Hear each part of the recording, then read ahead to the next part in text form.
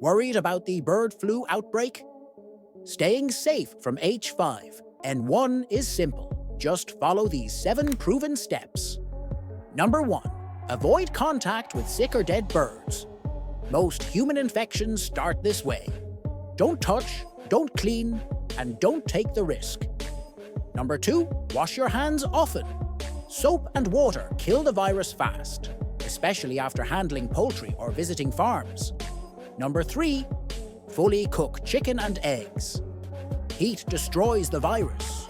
No pink meat, no runny yolks. Make sure it's cooked through. Number 4. Wear gloves and masks around animals. If you work with birds or live near farms, protective gear isn't optional, it's essential. Number 5. See a doctor if you feel flu-like symptoms. Bird flu can start mild, but turn serious fast. Early diagnosis can make all the difference. Number 6. Keep pet birds indoors. Wild birds may carry the virus. Keep your feathered friends and yourself safe. Number 7. Avoid raw poultry and eggs.